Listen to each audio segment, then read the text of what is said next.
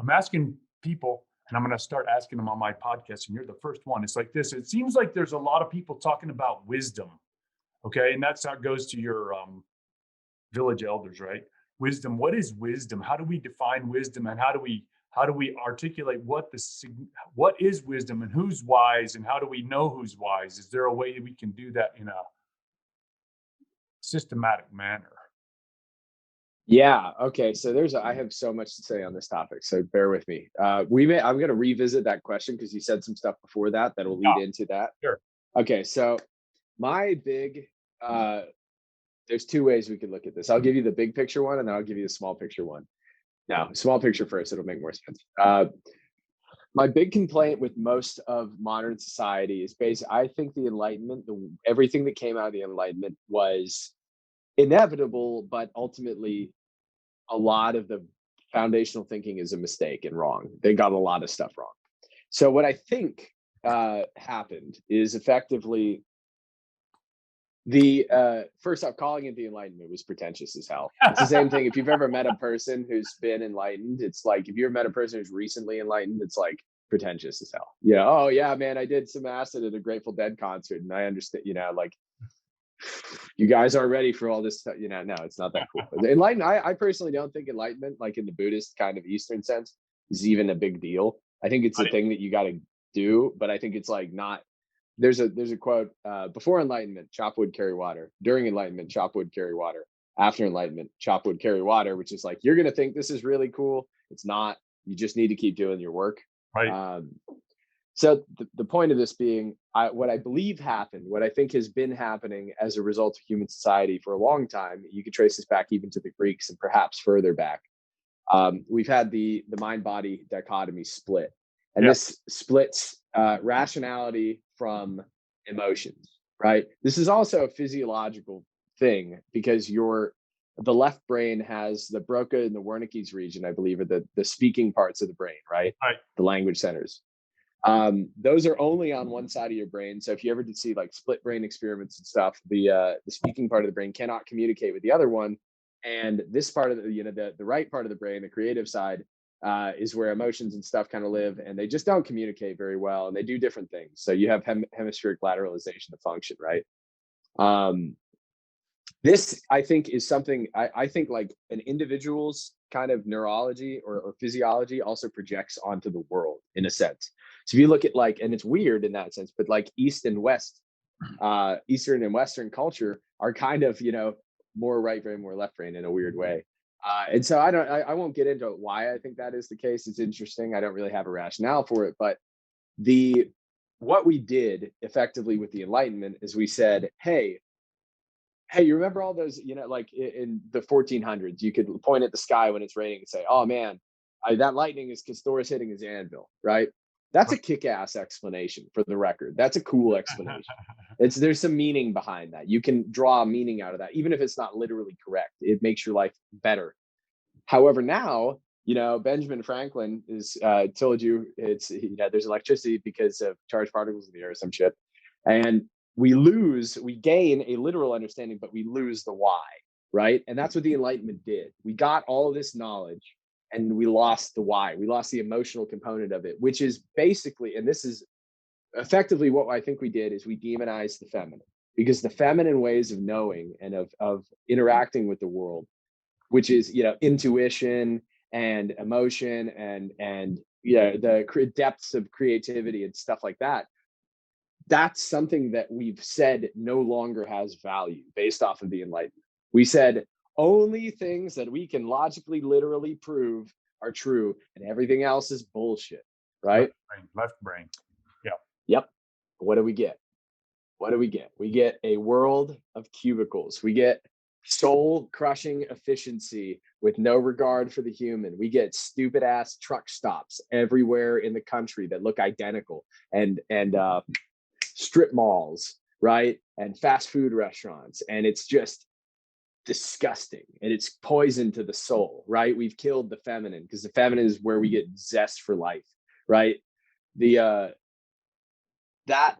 other sort of knowing, losing that is killing everyone, right? And people can't acknowledge it, because to acknowledge that is to understand that the world is not simply something that can be quantified and put into boxes, right? There's a deeper sort of knowledge or wisdom even that is not touchable with the rational mind, right? That's right. So for example, It's if you beyond notice, articulation. Beyond articulation. yeah, it's an experience. It's the reality of the subjective nature of consciousness, right? The subjective experience itself cannot be quantified. And so that's where we get you've probably noticed this. There are so many fucking scientists. There's so many of these guys trying to say consciousness is an illusion. We can't prove consciousness exists. Is this a simulation we're living in, right? Why do we do that? Why are we trying to prove that? Because we can't measure subjective experience. And everyone who tries to deny the reality of the subjective experience creates horrible things, right? Behaviorism is terrible, right? Right. The red pill as a psychological phenomenon is evolutionary psychology, which is pretty legit, combined with behaviorism, which is nightmare fuel, right? And it creates this disgusting, dehumanizing philosophy that demonizes the feminine because that's how it always works, right? So as long as we deny emotions, the importance of emotions, the importance of this deep kind of thing, we're going to keep destroying everything because that, and it's ironic because what we get, like if you look at feminism, what feminism actually is a masculinized version of the female experience, right? It's like, oh well, we're gonna write it out like it's a logical argument and all that stuff, and it's like, oh, it's not. It's an emotional argument filtered in through this language, and you've taken out the soul of it. You've killed the feminine, right? In the pursuit of competing in this masculine field, and that's the problem. That like the complaints are valid. The way that the men are running this stuff, there's lots of problems with it because they're also denying the necessity of the genuinely feminine, right? And that's the part we just don't get it. People can't relate to the subjective experience that, like the importance of love, because that's a subjective thing that makes the world make sense, right? If you don't have that, okay, well, everyone's out to get you and family's not important and all of these things, right? And so we have all these generations of people starved of these subjective emotions. They don't get to have love and belonging and meaningful shit because we commoditize the world. And then you wonder why people rail against it, because they're railing against something they don't understand. And they can't understand it because it's subjective and you have to experience it. Hell yeah. Yeah.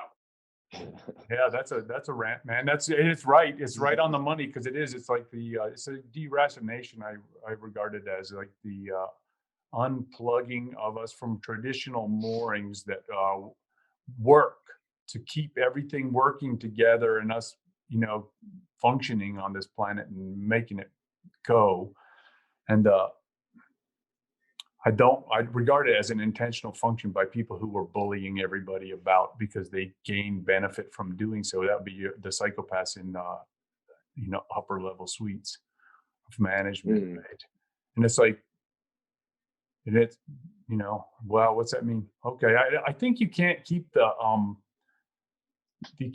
genie in the bag. It's like it's going to get out of the lamp no matter how you slice it because it's unavoidable. Because it wants the human will figure a way out because it's like it's this unbearable and it looks like madness because you're driving them mad because it's like it will make you mad. You're working in the same cubicle every day and it's like, what am I doing this for, right? And it's like watching the hourglass drain away the time that is your life. It's like, this isn't madness, right? Like you're driving 4 hours to and from painting all day. Like, man, that is just, it's just hellish. People ask me because they're like, oh, they're surprised I live in this little town I live in. It's 90-minute or at least an hour to the nearest suburban, oasis, I guess, because I'm in the mining district. And it's like, I'm too lazy to be driving 3 hours a day I'm not going to do it. I'm not, because I drive 15 minutes to work and I think that's excessive myself. Because when I envisioned being a physician, a country physician, I just wanted to get a building and work downstairs. I don't want to do any of that, man. I just want to just be a country doctor. I don't need to run around and be crazy and drive crazy cars. And that used to work. You think about it, like obviously the sophistication of the medical education was nowhere near what it is now. And yet doctors still were able to do their jobs, and you could go have house calls and have personal relationships with people, and guess what? They weren't bankrupted every single time anything happened, right? It's like how much of that too with the medical field is us like denying the nature of reality. It's like how many things, hey, maybe people just die. Maybe no, maybe we don't need a $15 million surgery to figure out how to, bring this robot in. You know what the trick is, as it has been done, is the public has abdicated their financial responsibility and handed it to insurance companies for the purpose of managing that liability and the assets. And they just ran the prices way up.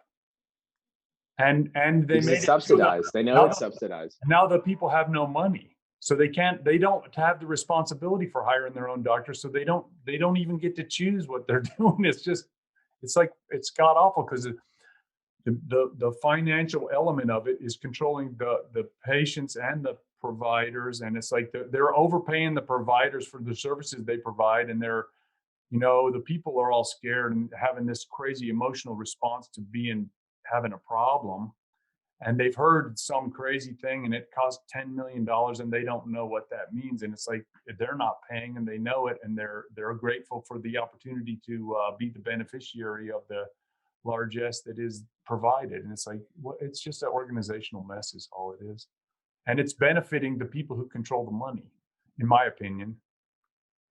Right. And everybody else is serving their interests by, on one side of the equation or the other. It's rotten. It's rotten. And it's like the only way to rectify that is for the people to take responsibility for their own health and well-being.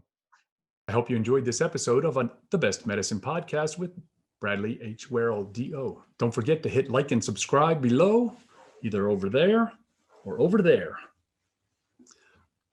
Also, if you're interested in a medical consultation with myself, there's also information below.